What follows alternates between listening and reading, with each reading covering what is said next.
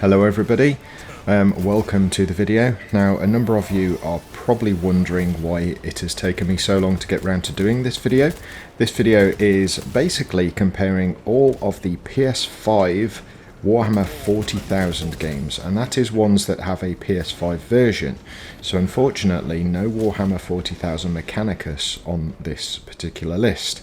Also no Chaos Bane either, because that's just Warhammer. It's set in the old world rather than the new one, and we're not going to have anything that includes the elementals, basically, as in the Age of Sigmar versions. This is specifically for Warhammer 40,000. Excuse me.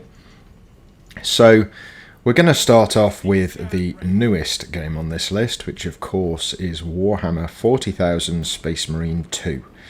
Now, hopefully you'll have seen my videos on this game. I am exceptionally awestruck by what they have managed to do with this. And don't get me wrong, it's not the best looking game. There are things wrong with it, you know, server stability, various other things. But it has done what many games have failed to do these days, and that is actually include fun. Now, I'm not going to go into the whole state of the industry and the whole woke culture that we seem to be in these days. That's not the purpose of this video, but suffice us to say, this game has been made by people who love the Warhammer franchise and its lore. They've stuck to the lore.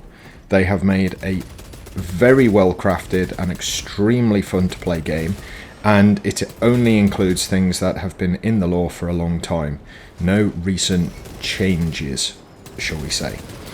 Gameplay is snappy, it's quick. I say quick, you still do feel like a lumbering Space Marine.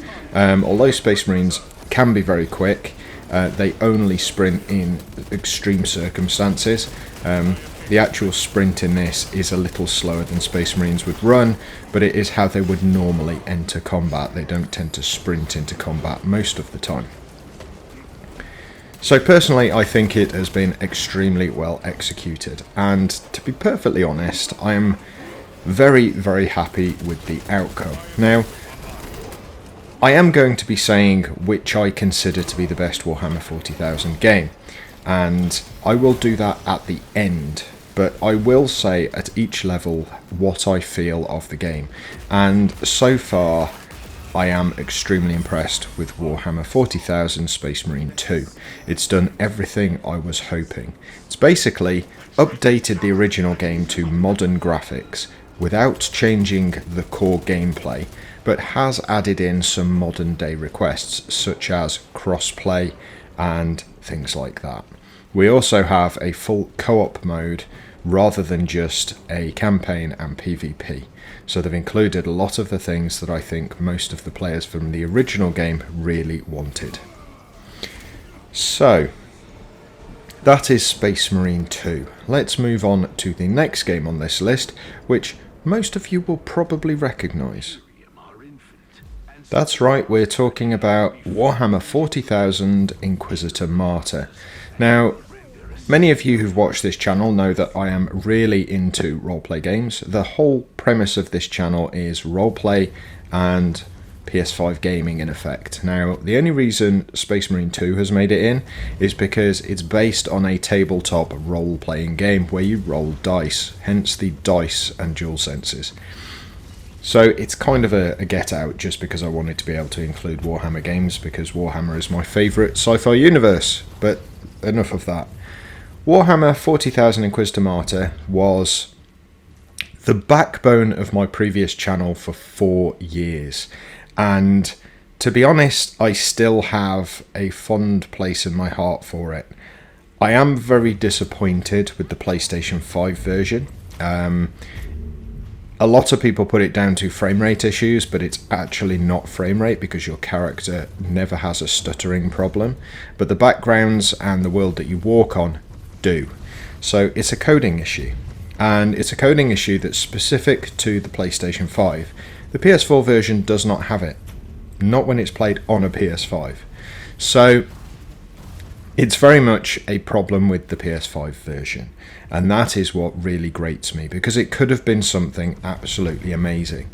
And when you consider the likes of Diablo 4 on the PlayStation 5 plays seamlessly at 60 frames per second and is arguably a much better looking game, it really does raise the question of why we have so many problems with Inquisitor Martyr. Now, that being said, it does put two of my favourite things together, and that is the isometric ARPG and Warhammer 40,000. So it should, and as I say, was at the top of my gaming list for a very long time. Unfortunately, as I say, they put the PS5 version out there and it just didn't meet expectation, and that was really upsetting. That being said, if you've got the PS4 version still and you can play it on your PS5, then absolutely brilliant, because the PS4 version works amazingly well on the PS5.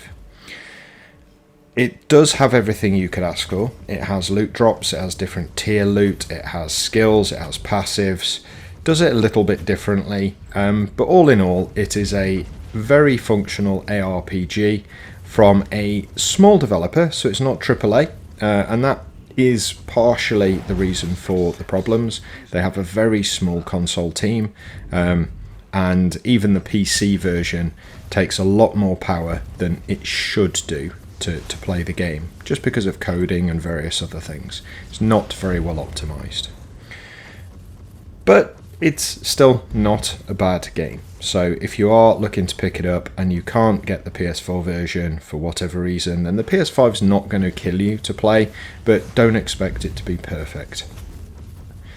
Anyway, let's move on to the next game on our list, because we do have a couple more, and it might surprise you what it is.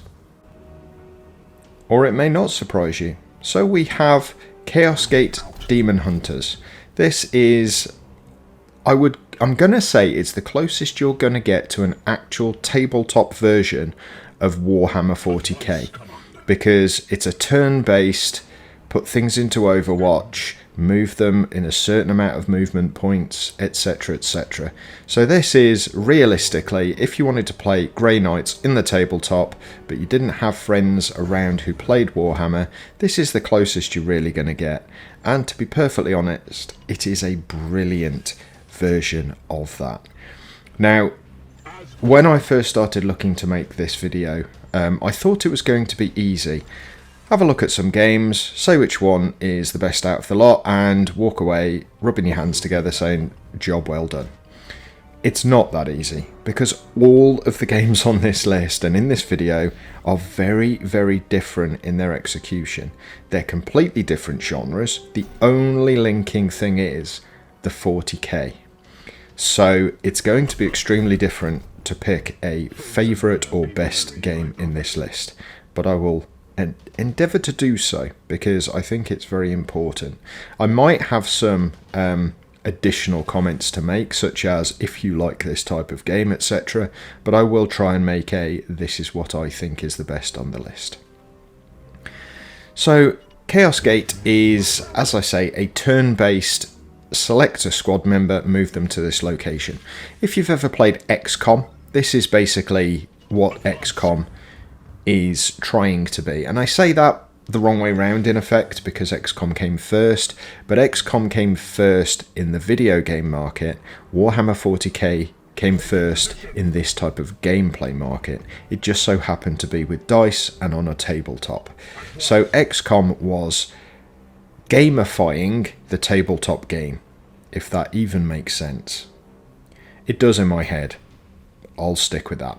So basically, you're moving a character into a position so that they've got line of sight with the enemy. You're trying to kill the enemy and complete an objective before the enemy do it to you. Now, this is the campaign that's on the screen. I do not know, actually, whether there is a PvP, but if there is, this would basically be as close to 40k as you're ever going to get without being on a tabletop. And it does it really well. It's got a battle barge, you have squad members you can recruit, you have requisition orders. It's very, how should I say, it's very true to lore. I mean, even the characters that you have on screen have got that kind of heroic scale about them. I have mentioned in my previous games on Space Marine that they've got that kind of heroic scale as well, and that really does mean it kind of sticks to the lore and it sticks to the aesthetics of the tabletop, which I actually really like.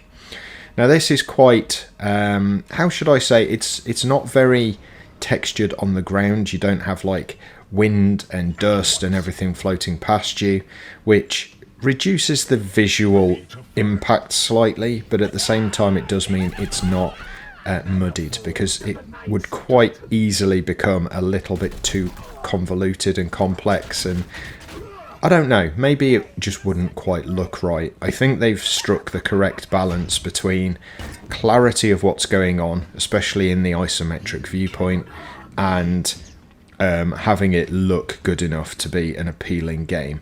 It's one of the problems with Inquisitor Martyr. Sometimes you couldn't see where you were going because barriers were basically... They blended into the background, maybe because of the fog, maybe because of the same colour palette, whereas at least everything that you could run into stands out in this game, which to me does make a very big difference. Again, absolutely amazing game, does exactly what it's intending to, and extremely well crafted. I would say that this is, for want of a better word, the best 40k comparison game that I can think of, although I will come to that in more detail at the end of the video. But before I do that, let's get on to the next and I believe last game in this... No, we've got two more, I lie. So second to last game in this list, and again, something that I'm not sure you would consider. Now this is Rogue Trader. This is, I would say, more trying to make Warhammer 40k into Dungeons and Dragons. So whereas Warhammer 40k is very much a, you roll some dice, you find out how much you can move, you roll some dice to see whether you hit the enemy, this is very much a, you have a story, and it's a classic RPG format, so you have a party. In effect, this is the 40k version of Baldur's Gate 3. I think that's probably going to be the most easily recognisable game that this is trying to be similar to. This did come out first, so obviously it's more in line with Divine Divinity and games like that, or Divinity Original Sin, for example. But you get the idea. It's a, again, turn-based, you have to disarm traps, you have to look at locations. It's quite a slow-paced game in comparison to all of the others on this list. Sometimes it's quite hard to actually make the characters on the screen do what you want them to. Now, do not take too much notice of what's happening on the screen, because I haven't played this game in a long time and I'd completely forgotten half of the buttons that I needed to use, so I couldn't even switch between party members. I couldn't remember how to do it, so just kind of ignore the way the game is being played and just focus on what the game looks like, the aesthetic and movement style and combat style. So this is realistically, it's a departure from Warhammer 40k because it doesn't follow the fast-paced action that Warhammer 40k is supposed to be. That being said, this is supposed to appeal more to people who like Dungeons and Dragons or your Divinity Original Sin or games like that, and it does a really good job of it. It's definitely not as well polished as those games, but in all reality I wouldn't expect it to be, because it's not a AAA value game, but it is a really good game, and I would probably have played it more if I A, had more time, and B, hadn't had some big releases come out around the same sort of time. Now, gameplay wise, it, as I say, is a lot slower paced than the others. You create your own character and there is very much a narrative that you have to follow. It's not a case of you can pick what you want to do when you want to do it. There is an extreme narrative to basically work to. It's very text heavy. There's not that much voice acting. There's a lot of Well, basically, there's a lot of reading before the voice acting takes account. So you will have some voice acting, but then there's a lot of like background information as to what the face is looking like on the other person, and trying to give you an idea of which option to pick, which is a little bit odd, a little bit jarring when you first get into it, but I can see what it's trying to do. It's trying to put you in the position of your character, even though it's an isometric viewpoint. And again, that can be quite jarring, but I can see why they are doing it. I would say if you want a fast-paced Warhammer 40k situation and experience, then this is not the type of game for you. But if you are more into those drawn-out, long, narrative-driven, single-player games where it really is involving and there are certain things that you can do, like use environmental hazards to your advantage and all of that sort of thing, then this is actually a really well made version of those. Well, it is for me, if I'm comparing it to versions that I have played myself. So let's move on to the last game on this list, and then we will do a summary afterwards. Let's see what that last game is. There we go. So, before anyone says it, I know this does not have the Warhammer 40k tagline or title. It has Necromunda. But Necromunda is a planet and a specific hive city within the Imperium of Man, set in the 41st millennium. It is the exact same timescale and the exact same universe that Warhammer 40k, the main game, is in. So it is a Warhammer 40k game. It is just a subset because it's all based on one planet. And it's a very, very gang-heavy planet. That's the whole point of Necromunda. It's gang warfare. So this is the underbelly of the Imperium. This is kind of like getting down to grassroots. You've got no Astartes around. You've hardly got any Mechanicum around, or Mechanicus. This is quite literally gangers trying to survive in the grim dark future where there is only war.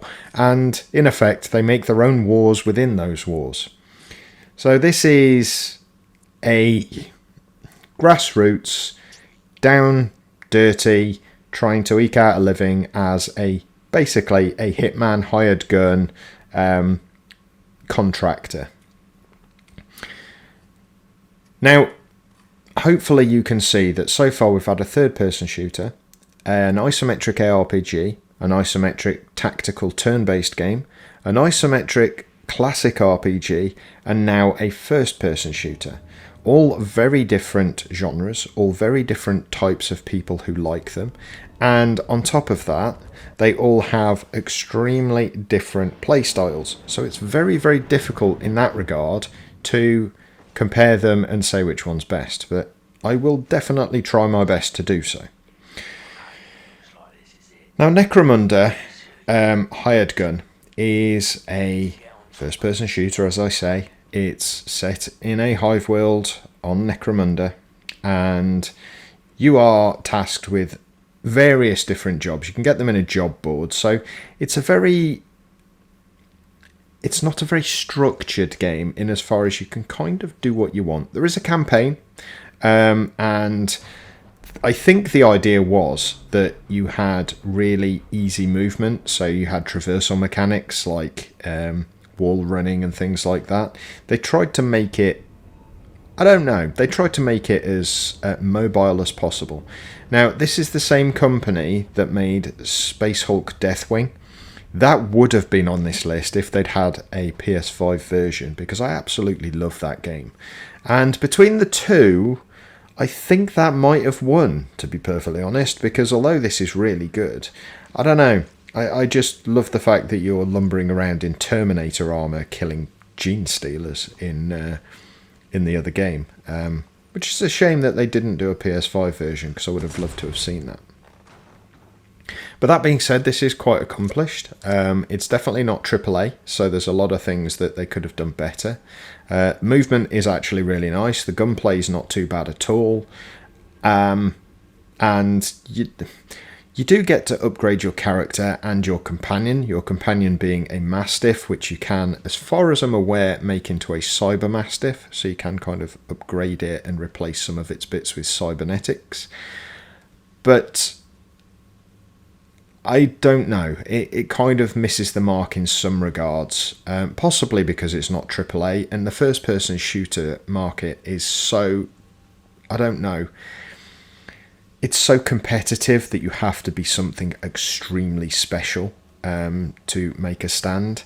Now, the fact that in Spacehawk Deathwing you were lumbering Terminators kind of made that a little bit special, whereas this, you are a guy who can just run around and shoot things, and it's very similar to other games like Doom or Metro, Last Light, or any of those. The only difference is you do have some 40k aesthetics in it, and you do have some enemies that you wouldn't find in any of those other games. It's not a bad game. If you are looking for a Warhammer 40k first-person shooter on the PS5 that was designed for the PS5, or at least converted for the PS5, you can't go much wrong with this game. There aren't any others at the moment, really. But if you could switch from first-person to third-person, I'm going to do my first comparison. I do think Space Marine 2 is a much better option. It's definitely got higher production values. It's definitely much better put together, I'm going to say. So let's get to why you're here. Which is the best? Now, I'm going to just come out and say it. It's not a stretch. Space Marine 2 is by far the best game on this list for me. Now, I like all of the genres here, and to be honest, third-person shooters are possibly some of my least favourite. I do like looter shooters, but that's because they're more like RPGs anyway.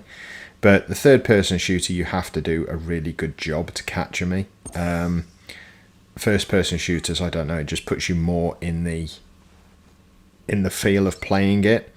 But yeah, Space Marine 2 just feels much more like a 40k game. It feels much better to play. I would say that all of them have got their place. If you like first person games only, then this is definitely good. I'm talking about Necromunda. If you like your ARPGs, then Inquisitor Martyr is not a bad one. There are better ARPGs out there, but there aren't any ARPGs that are Warhammer 40k based. So if you are looking for that amalgamation of two, then Inquisitor Martyr is definitely a good choice. I would say get hold of the PS4 version and use that on your PS5 though, simply because it's a more stable situation. That being said, I do feel that I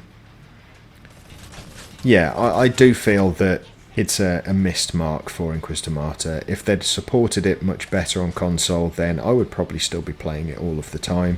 But it's just not quite where it needs to be. Chaos Gate I can't fault, to be honest. It's definitely cartoony graphics, but it's kind of done like that on purpose, because the little plastic models that you use when you play the tabletop game kind of have cartoony features.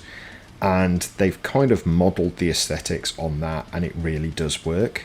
That being said, it's not quite as snappy and punchy as Space Marine 2, which is why it doesn't quite get to the same level of scoring for me. But if you don't like third-person shooters, Space Marine 2 is not going to convince you. So I would say Chaos Gate. Yes, Chaos Gate.